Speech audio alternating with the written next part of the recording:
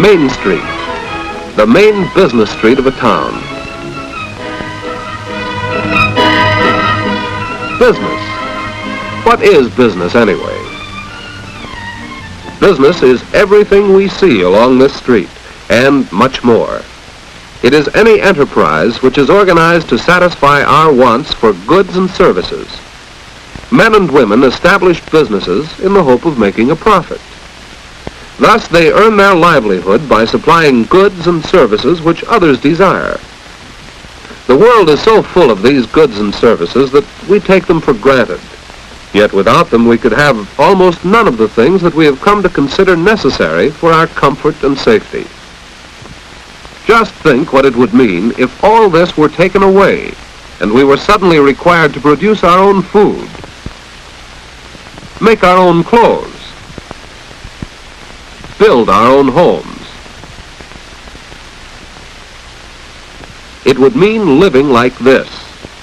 Each of us would have to work single-handedly to create the bare necessities of life.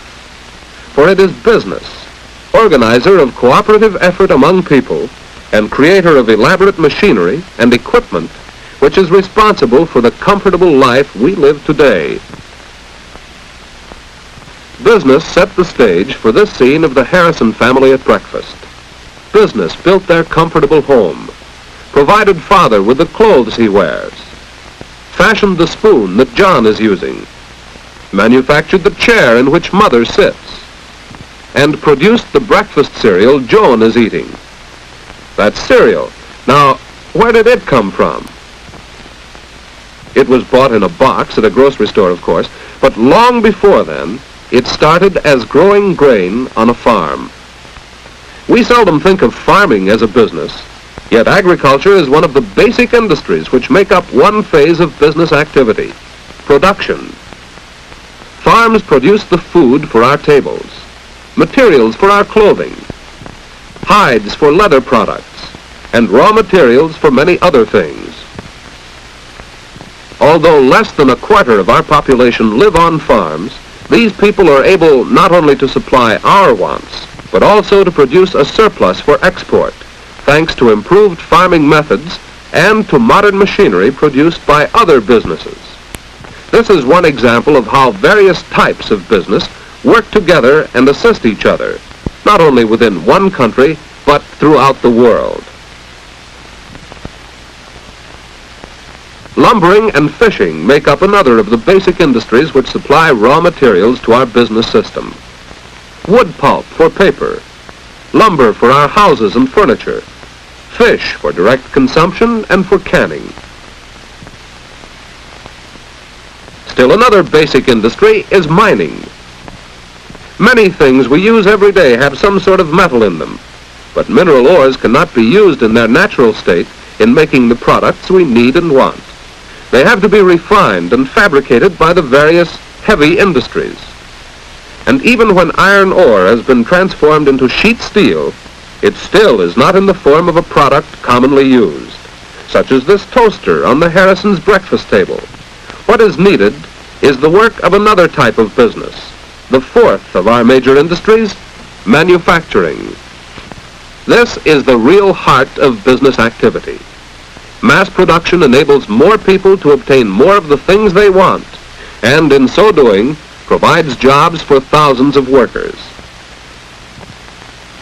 The assembly line shows again how business brings about the cooperation of many people to supply the wants of all. The toaster is manufactured not only by the workers you see here, but by men and women employed in the many widely separated factories that produce the various parts here assembled into a finished product. Thus, any business concern is dependent upon many others, some of which may be located in distant parts of the world. Each is a customer of the various concerns which produce the materials it needs, and each in turn serves its own customers with the goods it makes. We have examined the production phase of business activity, which includes farming, lumbering and fishing, mining and manufacturing. But it's not enough for business merely to produce goods. The toasters, manufactured here for instance, must reach the homes of the people who want them. Production is but one phase of business activity. The second is distribution. Sometimes distribution is a very simple matter. John's egg, for instance, was delivered to the door directly by the farmer. But in most cases, as with the toaster, goods must move long distances and pass through several hands in going from producer to consumer. From the factory, the toasters are shipped to wholesale houses in different sections of the country and in foreign lands. A wholesale house buys various products in large quantities from producers and resells them in smaller quantities to retailers. For many of the products we use, the wholesaler acts as an important link in the chain of distribution. From the wholesale house, the goods are distributed to various retailers, the merchants who deal directly with the ultimate consumers, the people who use the products. The retail store is the part of the distribution system with which we are most familiar.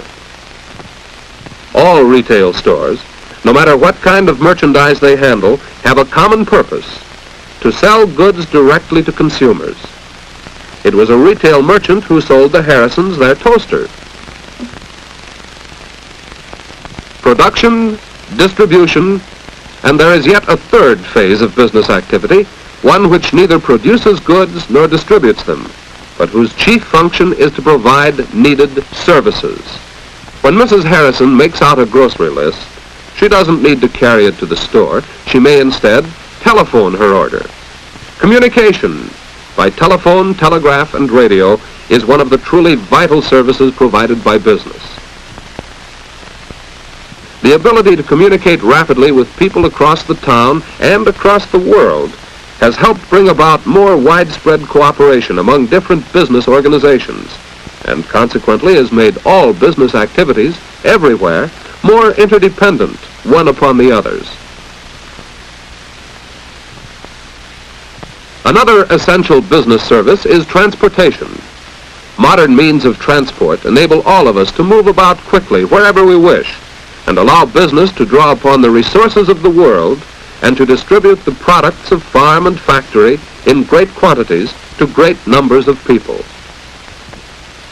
Rapid transportation and communication have made the world of business truly one world. Banking is another business service which is vital to all business. A bank is a nerve center of the financial transactions by which goods and services are exchanged.